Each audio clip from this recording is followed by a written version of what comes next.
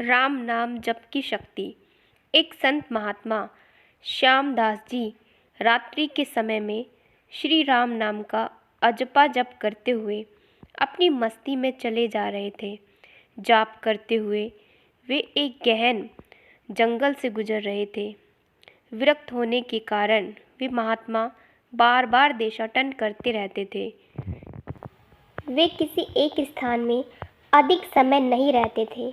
वे ईश्वर नाम प्रेमी थे, इसीलिए दिन रात उनके मुख से राम नाम जप चलता रहता था।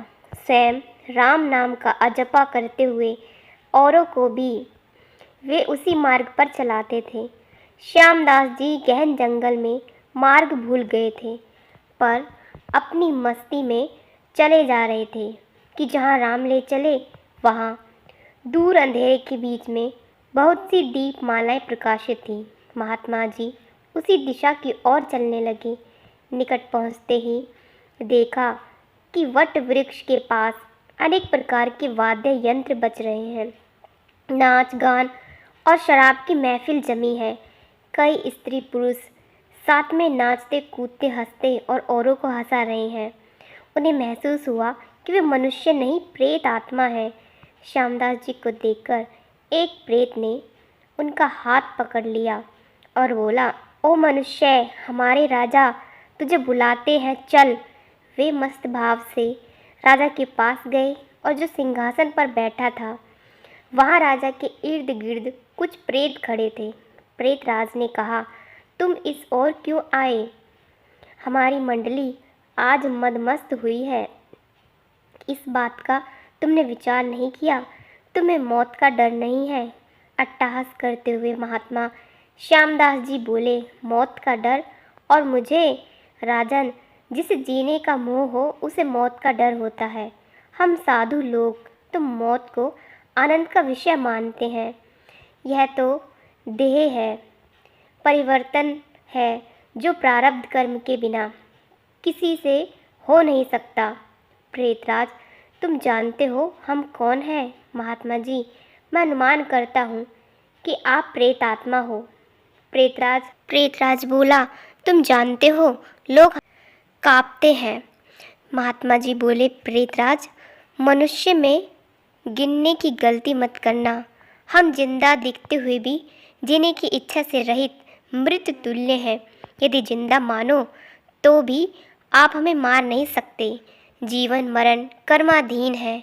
मैं एक प्रश्न पूछ सकता हूँ? महात्मा की निर्भयता देखकर प्रेतों के राजा को आश्चर्य हुआ कि प्रेत का नाम सुनते ही मर जाने वाले मनुष्यों में एक इतनी निर्भयता से बात कर रहा है। सचमुच ऐसे मनुष्य से बात करने में कोई हरकत नहीं।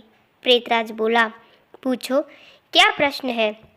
महात्मा जी बोले, प्रेतराज, आज यहाँ आनंद उत्सव क्यों मनाया जा रहा है?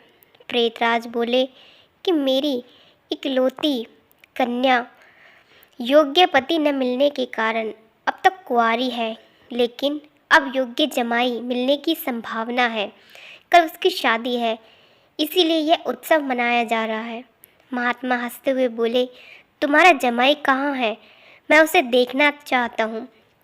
प्रेतराज बोले, जीने की इच्छा त्याग करने वाले महात्मा, अभी तो वह हमारे पद प्रेत योनि को प्राप्त नहीं हुआ है।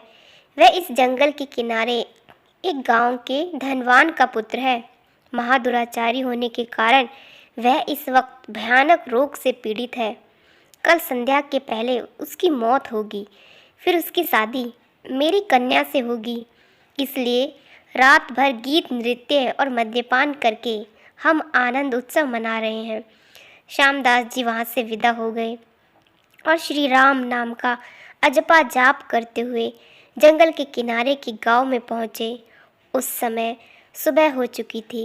एक ग्रामीण से महात्मा ने पूछा, इस गांव में कोई श्रीमान का बेटा बीमार है? ग्रामीण बोले, हाँ महाराज, नवलसा सेठ का बेटा शंकर चंद्र 1 वर्ष से रोगग्रस्त है। बहुत उपचार किए पर वह ठीक नहीं हुआ। महात्मा नवलसा सेठ के घर पहुंचते ही साकल चंद की हालत गंभीर थी। अंतिम घड़ियां थी। फिर भी महात्मा को देखकर माता पिता को आशा की किरण दिखी। उन्होंने महात्मा का स्वागत किया। सेठ पुत्र के पलंग के निकट आकर महात्मा राम नाम की माला जपने लगे। दोपहर होते होते लोगों का आना जाना बढ़ने लगा। महात्मा क्यों बोले, क्यों साकलचंद, अब तो ठीक हो? साकलचंद ने आंखें खोलते ही अपने सामने एक प्रतापी संत देखा तो रो पड़ा। बोला, बाप जी, आप मेरा अंत सुधारने के लिए पधारे हो।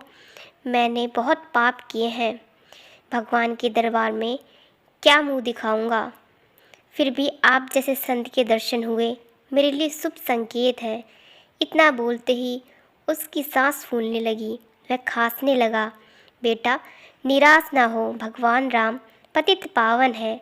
तेरी ये अंतिम घड़ी है, अब काल से डरने का कोई कारण नहीं। खूब शांति से चित्तवृत्ति के तमाम वेग को रोककर श्री राम नाम के जप में मन को लगा दे। अजपा जप में लग जा। शास्त्र कहते हैं 100 करोड़ शब्दों में भगवान राम के गुण गाए गए हैं। उसका एक एक अक्षर ब्रह्म हत्या आदि महापापों का नाश करने में समर्थ है। दिन ढलते ही साकलचंद की बीमारी बढ़ने लगी। वैद्य हकीम बुलाए गए, हीरा भस्म आदि कीमती औषधियाँ दी गई, किंतु अंतिम समय आ गया। यह जानकर महात्मा जी ने थोड़ा नीचे झुककर उसके कान में राम नाम लेने की याद दिलाई। राम बोलते ही उसके प्राण पखेरु उड़ गए। लोगों ने रोना शुरू कर दिया। शमशान यात्रा की तैयारियां होने लगी। मौका पाकर महात्मा जी वहाँ से चल दिए। नदी तट पर आकर स्नान करके नाम सिमरन करते हुए वहाँ से रवाना हुए। शाम ढल चुकी थी। फिर वे मध्य रात्रि के समय जंगल में उसी वट वृक्ष के पास पहुँचे। प्रेत समाज उपस्थित था। प्रेतराज सिंहासन पर हताश होकर बैठे थे। आज गीत, नृत्य, हास्य कुछ न था। चारों ओर करुण आक्रंद हो रहा था। सब प्रेत रो रहे थे। महात्मा ने पूछा, प्रेतराज, कल तो यहाँ आनंद उत्सव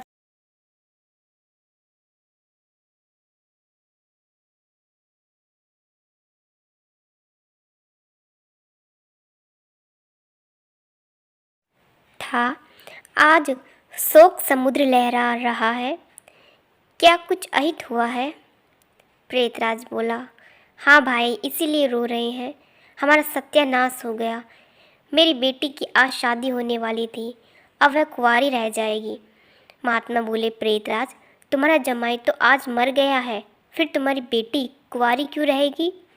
प्रेतराज ने चिढ़कर कहा, तेरे पाप से मैं ही मूर्ख हूँ कि मैंने कल तुझे सब बता दिया।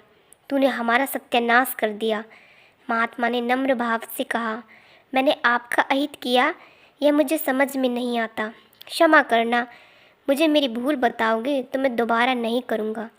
प्रेतराज ने जलते हृदय से कहा, यहाँ से जाकर तूने मरने वाले को नाम स्मरण का मार्ग बताया और अंत समय में भी राम नाम कहलवाया। इससे उसका उद्धार हो गया और मेरी बेटी कुंवारी रह गई। महात्मा बोले, क्या सिर्फ एक बार नाम जप लेने से वह प्रेत योनि से छूट गया? आप सच कहते हो प्रेतराज?